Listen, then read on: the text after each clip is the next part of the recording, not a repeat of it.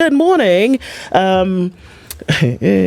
Barrack Muluka is here. Yes. And he is the Secretary General of DNA. Think about that in whichever way you want. But it is a political party, and he's also here as, a friend of ours, for us to be able to look at a couple of things.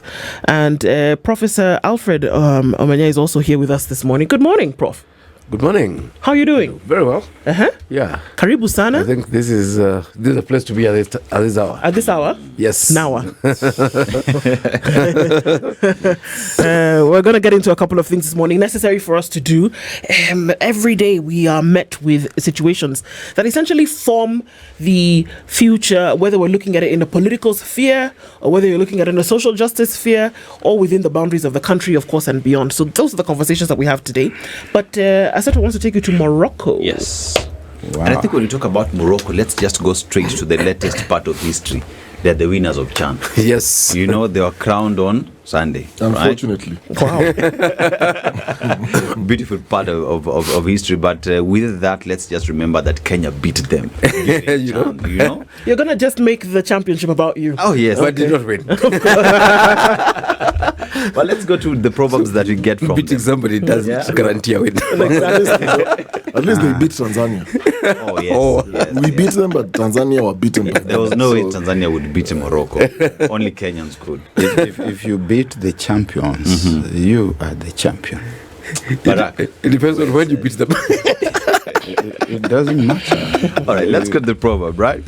Times change, and those that don't change die. Dr. How would you say that again? Repeat in slow motion. Times change, and those that don't change die.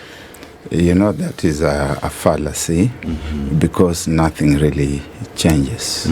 The wise man told us that as it was yesterday, it is today, and tomorrow, and forever.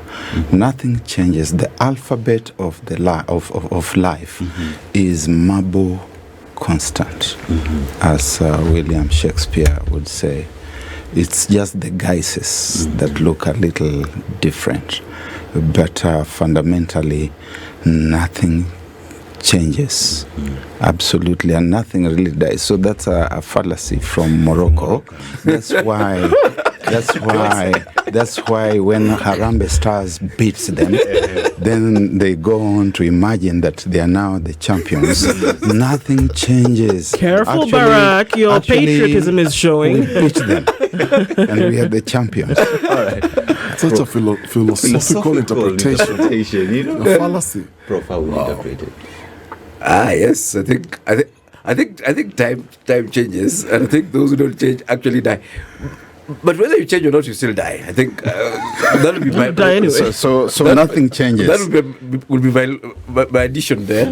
That if you look at, I think the plants and even the humans and all these sort of things, you sort of go through the seasons, and yes, you're not just dying because time changed. I mean, you're dying because it's a season to die, but also yes, if you also don't change with time. Yes, but Professor, you sort of die. Nothing lives that doesn't die, and all that dies lives. I think that's why you should read about the grain of wheat. I think that it dies. I think it's whether you look at it from biology or from physics. Okay. Because if you look at it from physics, you are right. Matter cannot be created or destroyed. Even from biology. But if you look at it from biology, it dies fast, and after it has died, it germinates, and then it produces even more. No, guys, I think leave the studio. Yeah, I think we can allow you guys to have this biological. We'll just be able to watch this unfold. Yeah.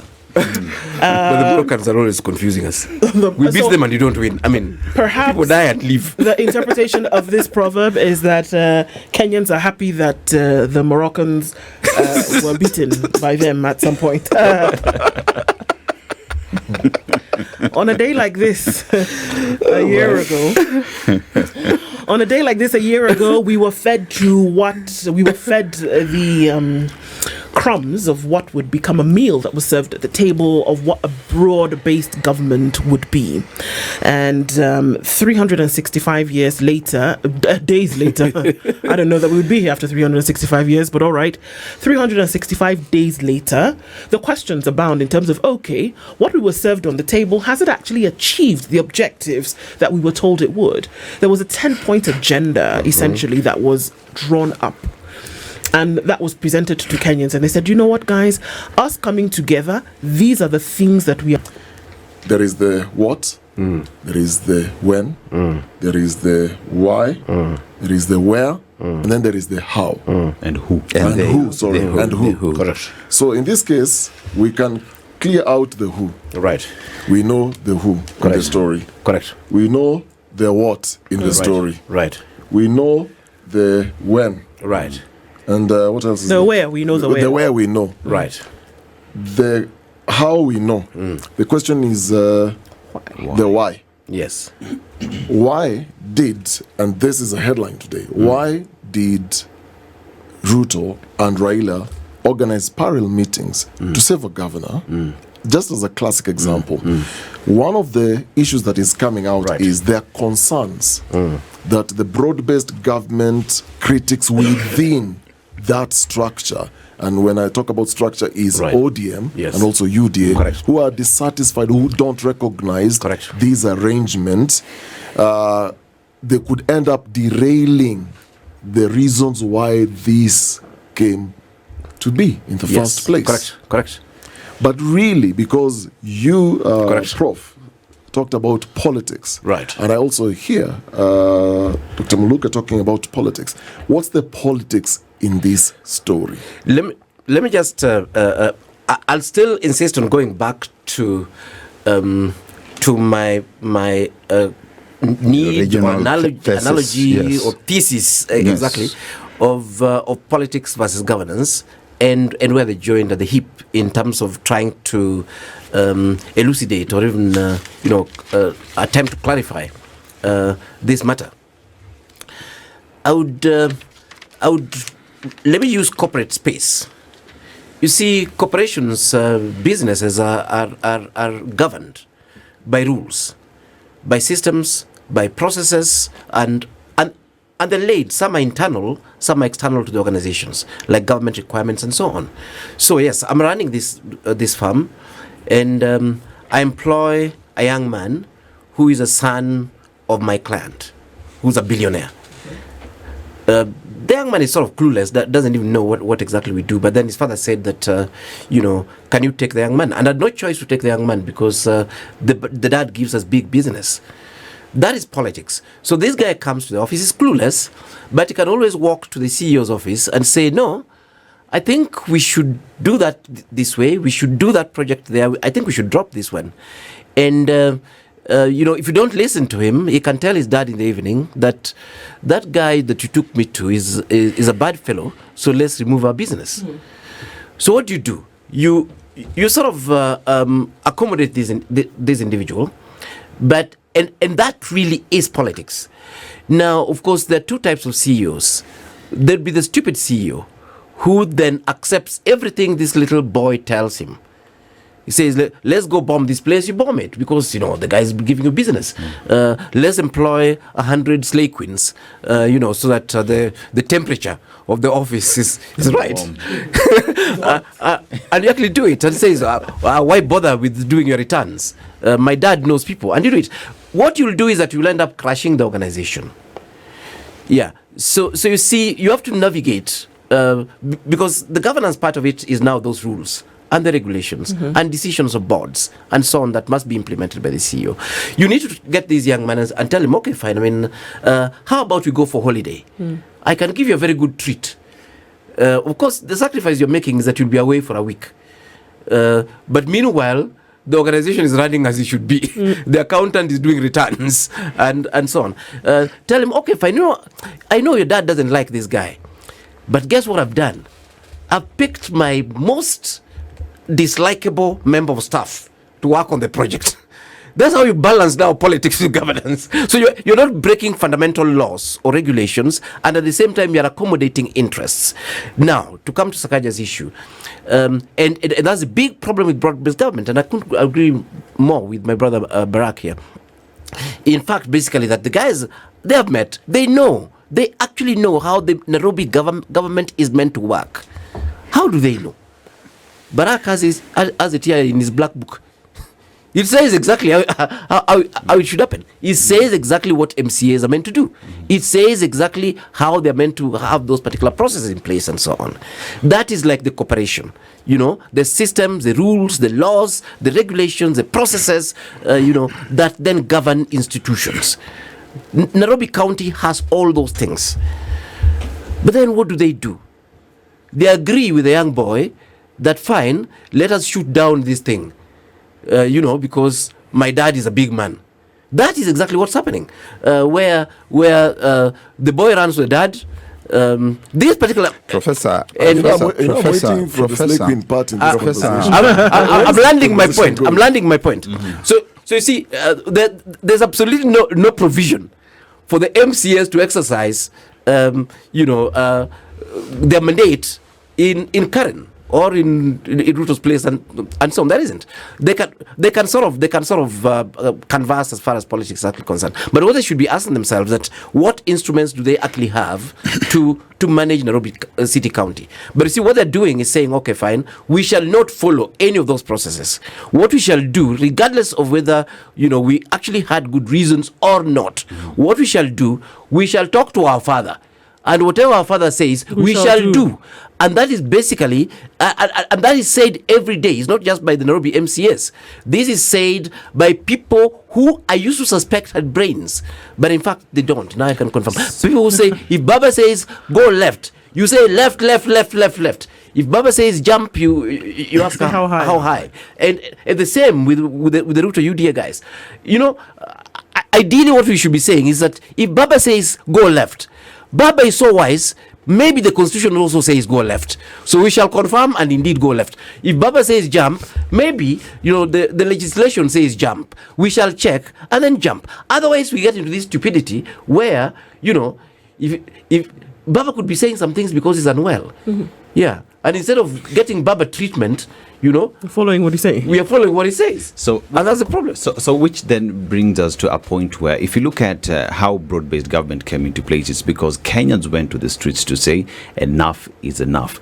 And it is at that point where the two former enemies became brothers and now started speaking. Which is not true. Okay, allegedly. Let me use the word allegedly. But here now is a situation where you further see what is happening in the counties and how everyone is doing everything to protect their positions, playing politics, just so they can continue their political expediency at the expense of service delivery to the people. Which brings me to the question.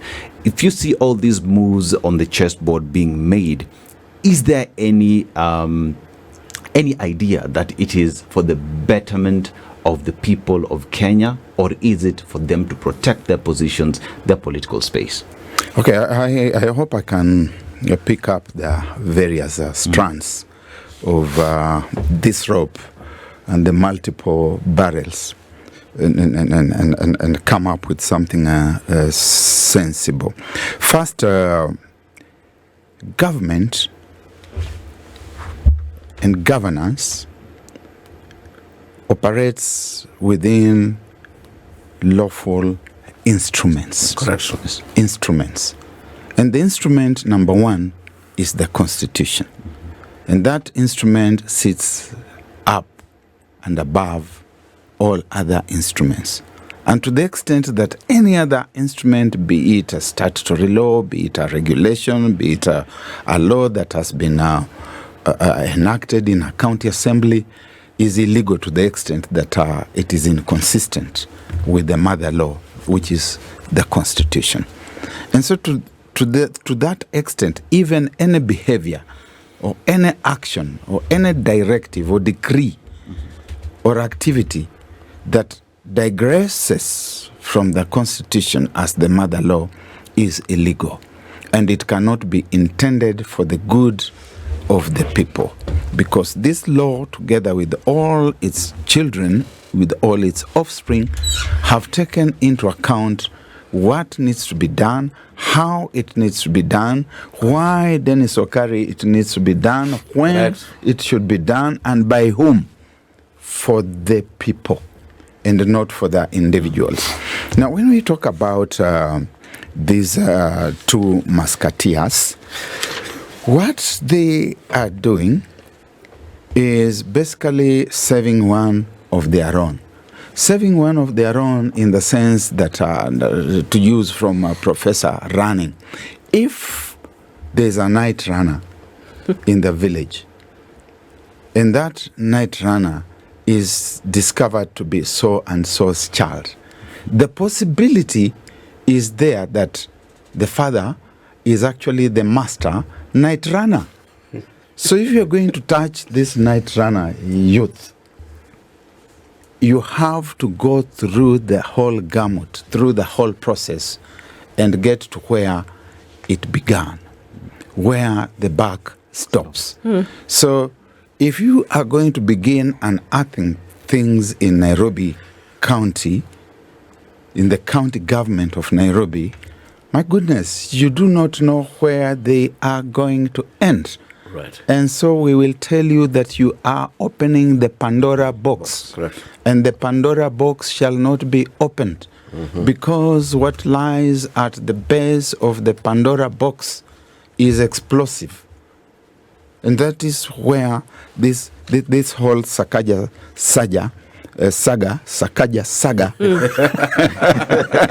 Nothing like a little alliteration for Wednesday morning, but okay. There's a bit of poetry there, a bit of assonance and alliteration. Yes. So one of the papers says that there's worry about disruptive poll campaigns in the capital city if governor and deputy are ousted. So, Aseto, we have to live with it because we don't want disruptive political campaigns in Nairobi. If we remove these two, they must just stay there.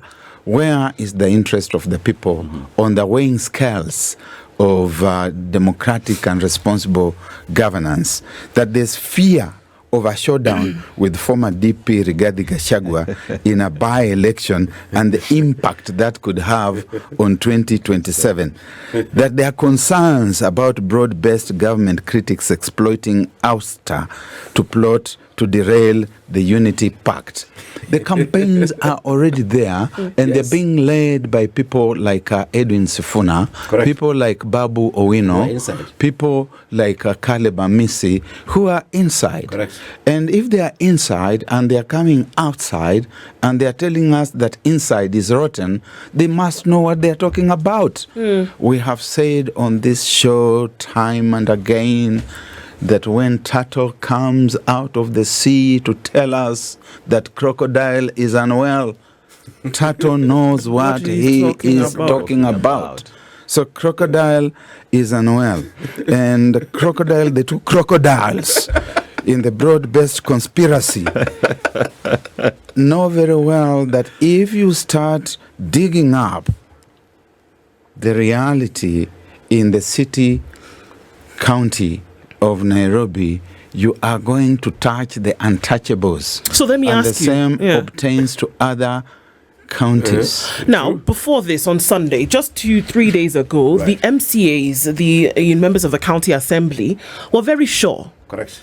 They were very sure, 80 plus of them, Correct. that there was a problem. And that problem was the governor.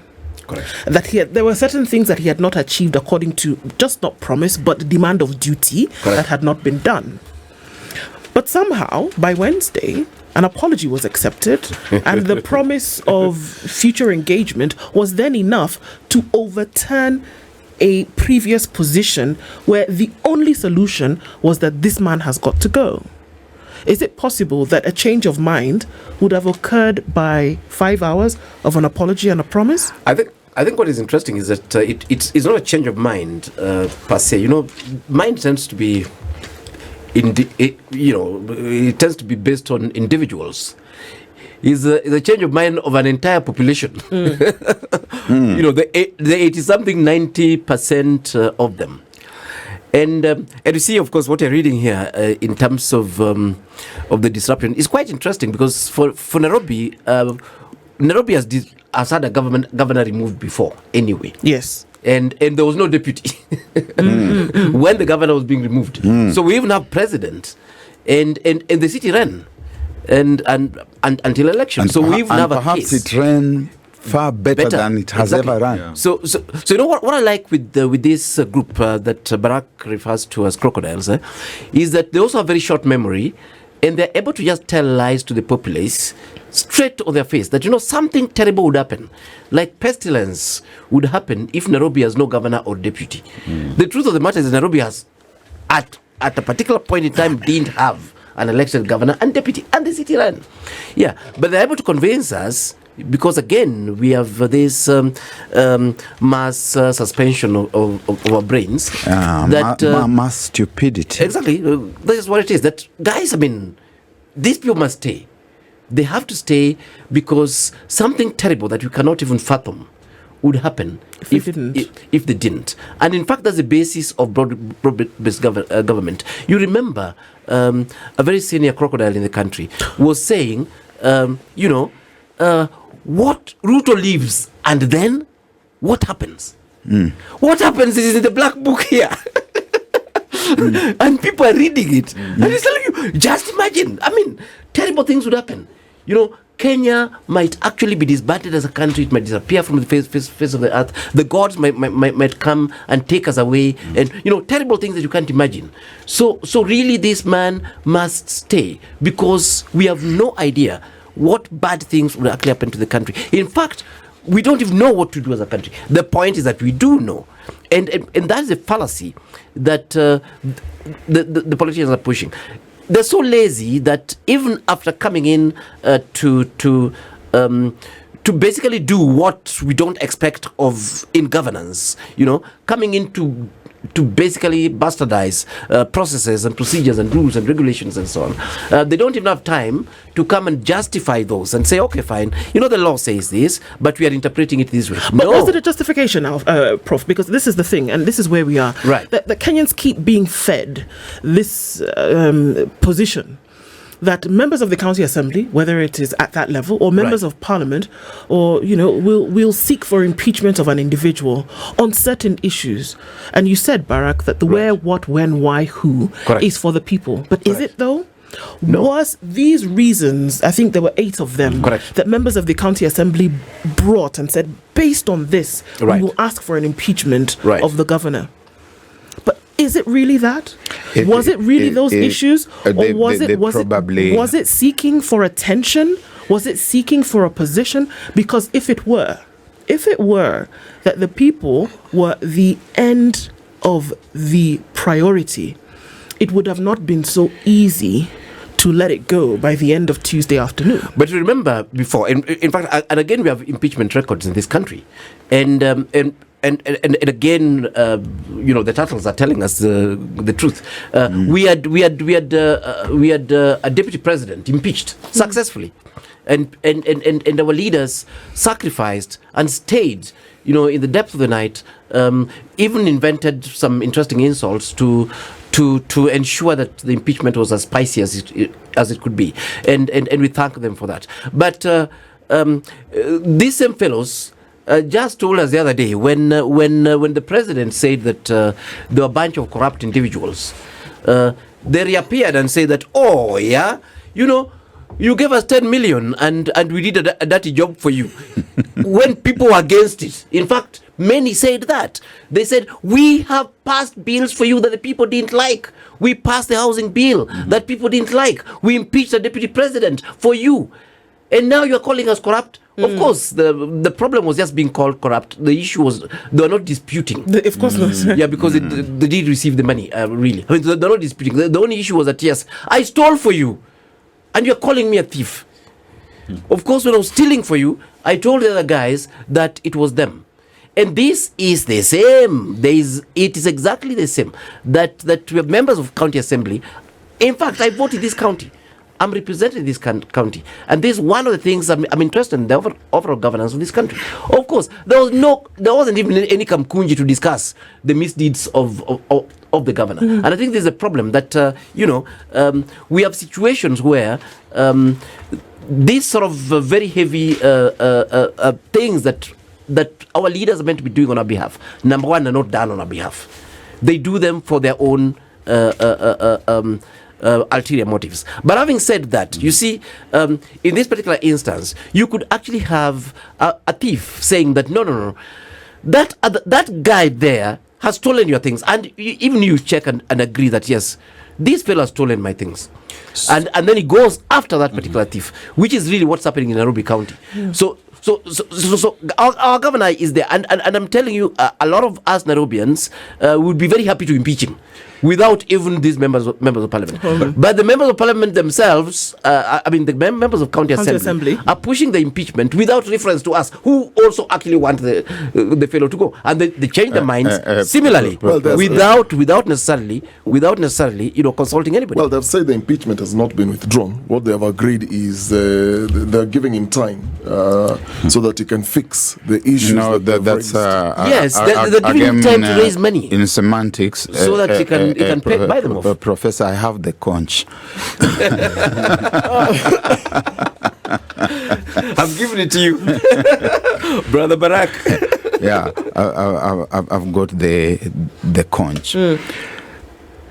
These individuals were raising the stakes.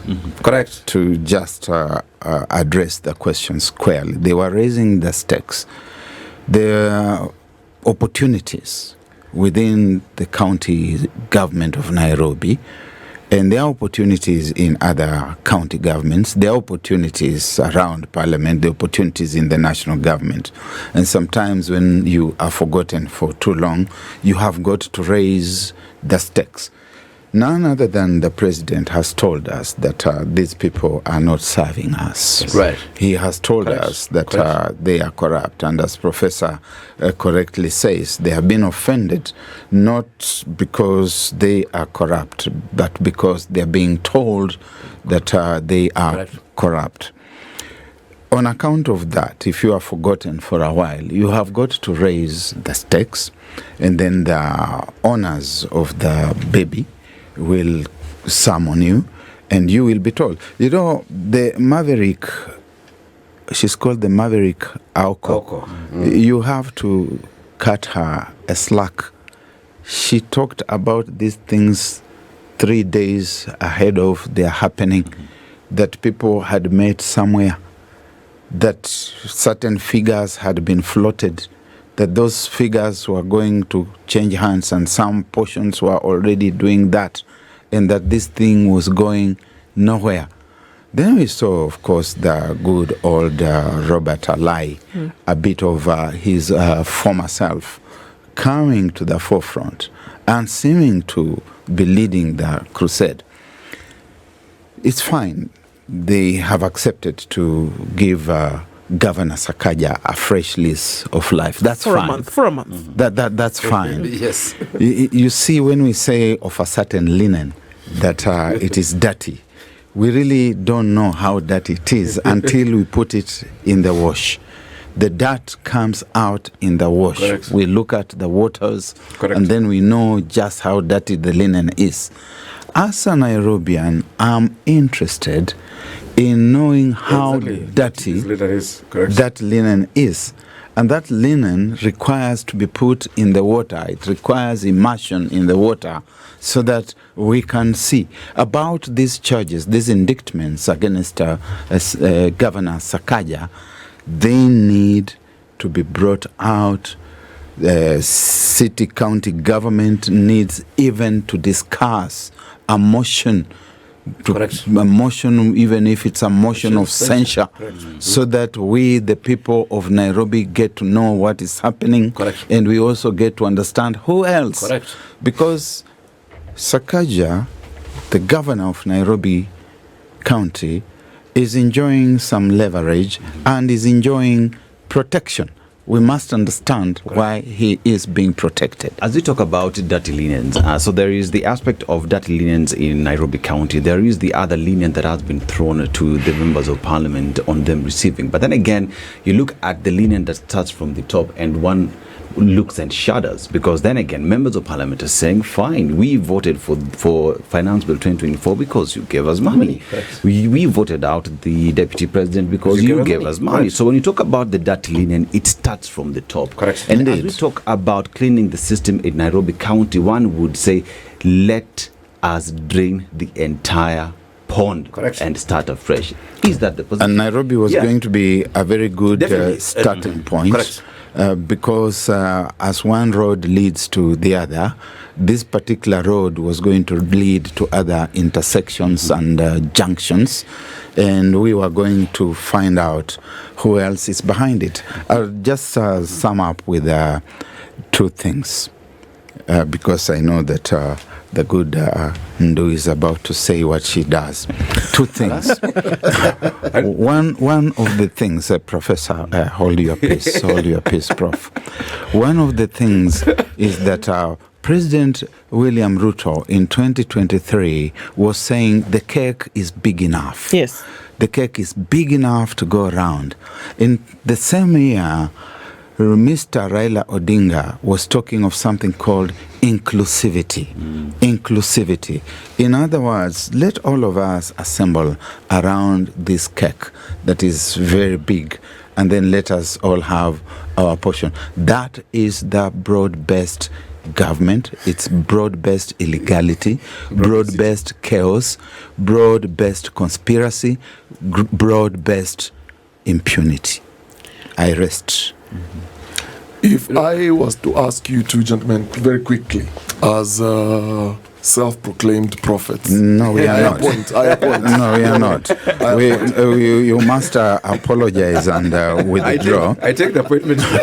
No, I'm appointing you. I'm appointing you. Yes. So, there was a conversation around this whole impeachment of Sakaja.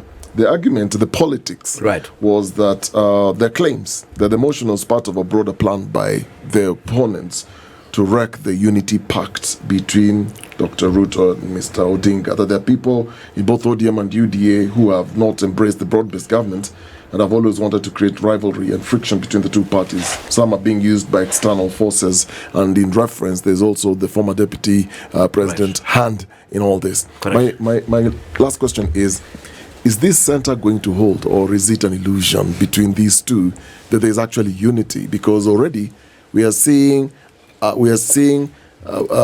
breakage. You're seeing individuals, and you've mentioned here, there's the likes of Sifuna, Babu Owino, Caleb Mushomba, and the rest. There are cracks already. So are they disillusioned that there's actually unity in this thing? I'll start with you, Barrack. First, the union is going to remain because it's about conspiracy. And you have seen that the master conspirators are beholden together. They know why they are united. It's not about the people. The ones who are going to pull away from them are the pro-people politicians, but they have never been part and parcel of the pact. So it's going to go on with its wicked agenda. It's for Kenyans to wake up and decide that they do not want to be part of that conspiracy. Mr. Odinga has told us that he's taking it all the way to the wire in 2027. Yes, I think I'll end from where I started, and again with in the Greek city-states, politica, which is the base word for politics, which was again exercised in that Greek city-state.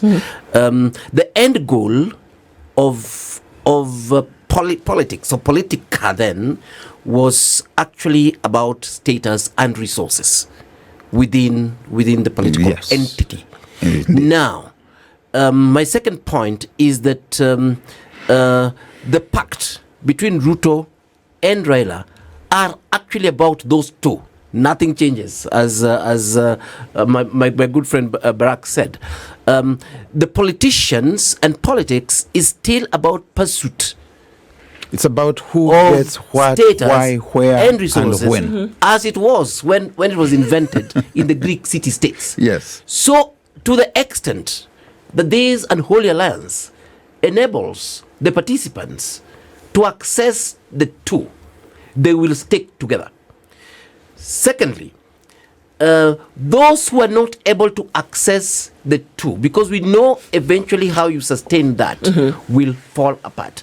And this is where the Sifunas, the Babu winners, and so on are. Because the Nairobi city-state, the politica is different. We are the ones who are going to kick out all the followers of the crocodiles.